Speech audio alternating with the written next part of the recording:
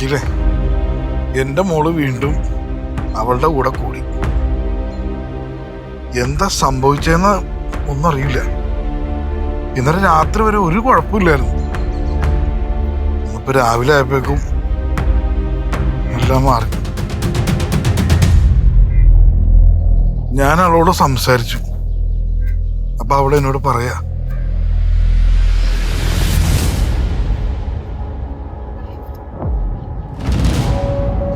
മോളെ, മോൾക്ക് അച്ഛനോടുള്ള സ്നേഹം കുറഞ്ഞല്ലേ? ഇല്ല അച്ഛാ, അച്ഛനോട് സ്നേഹമൊന്നും എനിക്ക് കുറഞ്ഞിട്ടില്ല. പക്ഷെ അമ്മയ്ക്ക് ഞാൻ പറഞ്ഞത് ഒരുപാട് വിഷമമായി. പിന്നെ അമ്മ പ്രഗ്നന്റും കൂടെ അല്ലേ, നമ്മളിങ്ങനെ വിഷമിപ്പിക്കാൻ പാടില്ലല്ലോ. അപ്പം അമ്മയുടെ രഹസ്യങ്ങളൊക്കെ മോളോട് പറഞ്ഞു തന്നു? എല്ലാ കാര്യങ്ങളും കുട്ടികളോട് പറയാൻ പറ്റില്ലല്ലോ അച്ഛാ.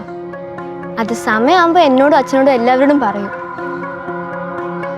She need some time. അമ്മയ്ക്ക് കുറച്ച് സമയമൊക്കെ വേണം. പക്ഷെ ഞാനിപ്പോൾ അമ്മയുടെ കൂടെ നിൽക്കേണ്ട സമയമാണ്.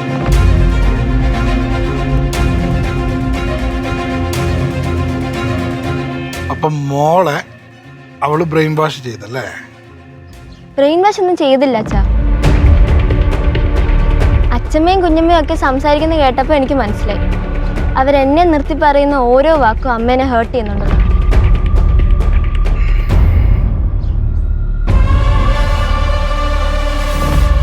നീ വണ്ടി കയറി.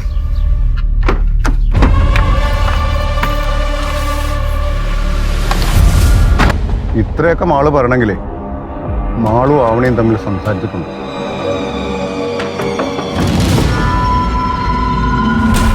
പക്ഷെ അമ്മ അഞ്ചും പറഞ്ഞ അവര് സംസാരിച്ചിട്ടേ ഇല്ലെന്നാണ്. മാളും എന്റെ കൂടെ ആയിരുന്നപ്പം ആവണി മൊത്തം തകർന്നിരുന്നായിരുന്നു. ഞാൻ എന്തൊക്കെ പരിപാടി പ്ലാൻ ചെയ്തിരുന്ന എല്ലാം തകിടം മറന്നു. അത് സാരില്ലടോ, ഒന്ന് പൊളിഞ്ഞ അടുത്ത വേറെ എന്തെങ്കിലും ഒരു വഴി തെളിയും. ഇതൊന്നും പൊളിയാൻ പാടില്ലായിരുന്നു വക്കീലെ. അവള് ഒറ്റപ്പെട്ട് നിന്നതായിരുന്നു.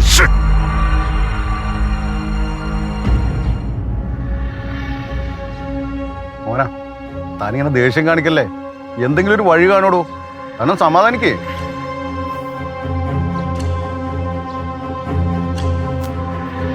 എനിക്ക് തോന്നിയൊരു കാര്യം പറയട്ടെ, താനീ മാളുവിൻ്റെ മുന്നിൽ വെച്ചേ ആവണിയെ വിഷമിപ്പിച്ചില്ലേ, അത് കണ്ടപ്പോൾ അവളുടെ മനസ്സ് മാറിക്കോളും.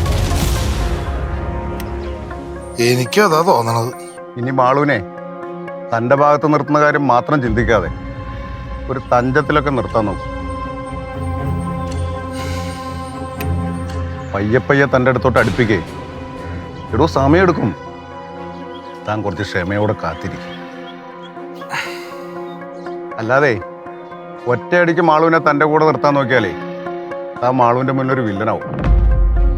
വക്കീല് പറഞ്ഞതാ വക്കീലെ ശരി. കേസ് വിളിക്കാറായ സമയത്ത് മാളുവിനെ തഞ്ചത്തിൽ കൂടെ നിർത്തുന്ന ശരി.